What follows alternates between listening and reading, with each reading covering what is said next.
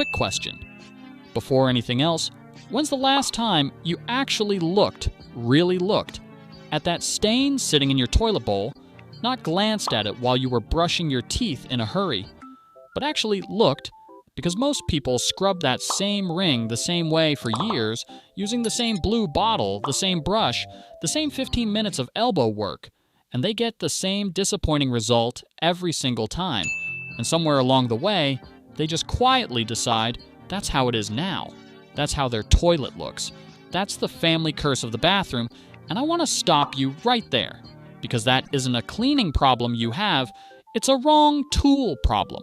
And those are two very different things to fix. So let's actually fix it. Before I even tell you what to do, let me clear out a few things that don't work, because I'd rather you stop wasting your time on those than keep circling back to them out of habit. Starting with the cola trick, you've probably heard it. Pour a can of soda into the bowl. Let it sit, let it fizz its magic, and the truth is, there is a small amount of real acid in cola, so it isn't pure nonsense, but it's weak, and it's diluted, and mostly, what you're looking at afterward is a bowl full of flat, sticky soda and a ring that's still there, just now smelling faintly of caramel. Next up, the vinegar and baking soda combination. The one everybody loves because it looks like a science fair volcano the second you pour it, foaming and bubbling like something powerful is happening. Here's the part nobody explains. Vinegar is an acid, baking soda is a base, and when you put an acid and a base together in the same spot, they don't team up. They cancel each other out.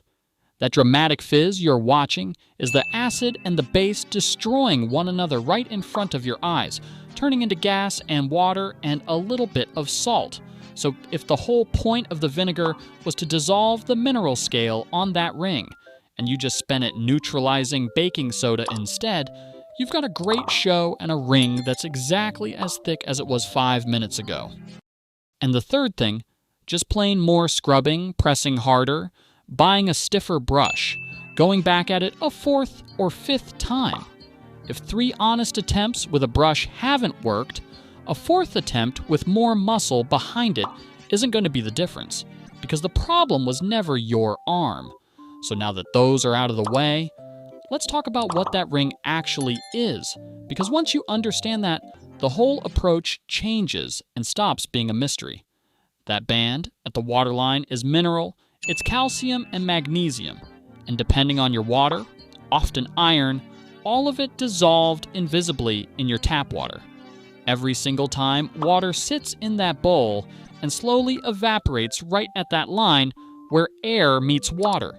It leaves a tiny trace of those minerals behind on the porcelain. And that happens again and again, day after day, week after week, and slowly, those tiny invisible traces build into a hard mineral crust that is genuinely bonded to the surface, not sitting loosely on top of it, waiting to be wiped away, actually bonded to the glaze the way a thin layer of stone bonds to a countertop. If your water carries iron, which a lot of well water does, that bonded mineral picks up a rusty orange or brown tint, and people look at that color and assume their toilet is rusting or filthy, when really, they're looking at a thin sheet of mineral deposit that just happens to be colored by iron. Once you see it that way, it makes total sense why a soapy brush glides right over it and does nothing, because you cannot scrub bonded mineral off with soap any more than you could scrub a stain off a granite countertop with dish soap and hope.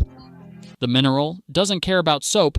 Soap is built to lift oil and grime, not dissolve stone, so the fix was never going to be more force.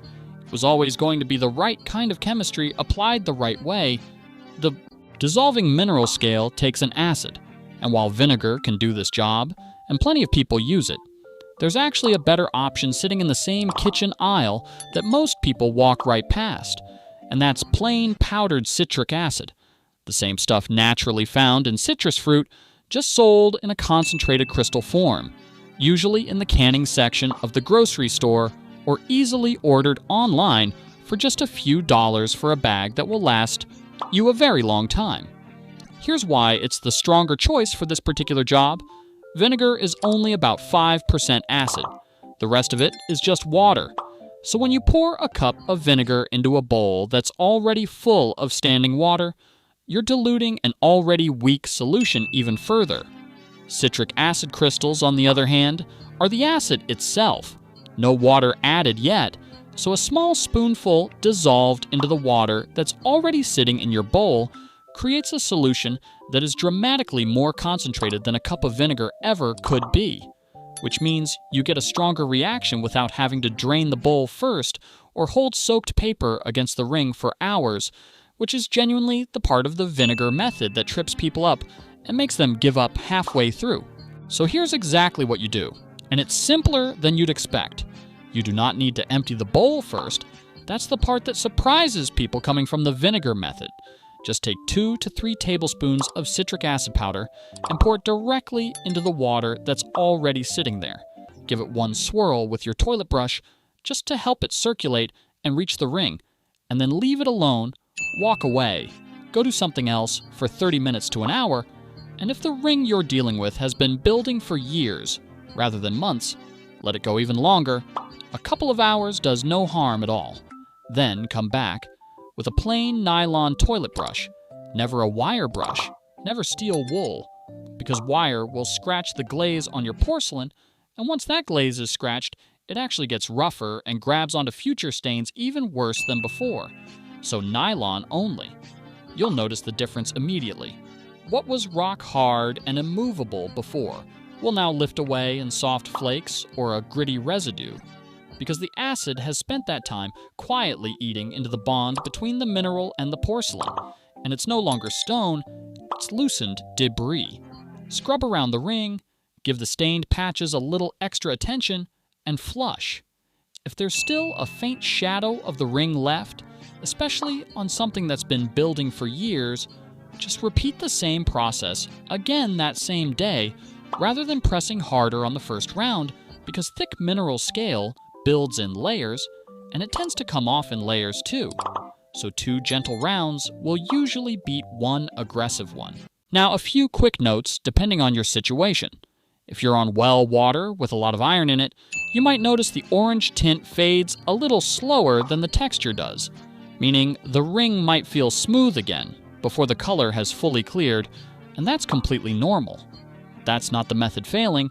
The mineral bond is already broken, even if a faint stain lingers for 1 more round. If a stubborn patch just won't quit after 2 honest attempts, wet that exact spot and sprinkle a little extra citric acid directly onto it as a concentrated paste. Let that sit an additional 20 minutes on its own before your final scrub. And if you happen to have a septic system at home, citric acid is generally considered septic safe, which is one less label you have to squint at compared to a lot of bleach-based desiclers on the shelf. Now here's the one safety rule that actually matters, and I want to say it plainly because it's important. Never combine citric acid with bleach, and never pour it into a bowl that still has a bleach-based cleaner sitting in it. This is the same warning that applies to vinegar, and it's for the same underlying reason. Mixing an acid with bleach can release a genuinely dangerous gas. So if you've recently used a bleach cleaner in that bowl, flush it through clearly. A few times first, let a few minutes pass, and only then start with the citric acid. It's just good practice generally to keep the bathroom door open or a window cracked while any of this is sitting and working. Simple as that. So if you want to see this for yourself, try it tonight. You don't even need to plan a whole cleaning day around it.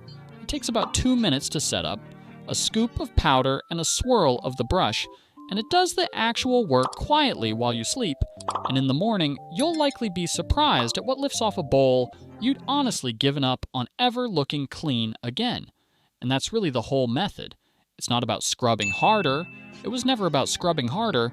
It's about understanding that what you're looking at is mineral, not dirt, treating it with the right acid at the right strength, giving it the time it actually needs to work, and then just maintaining it lightly, so it never gets the chance to build into a real problem again.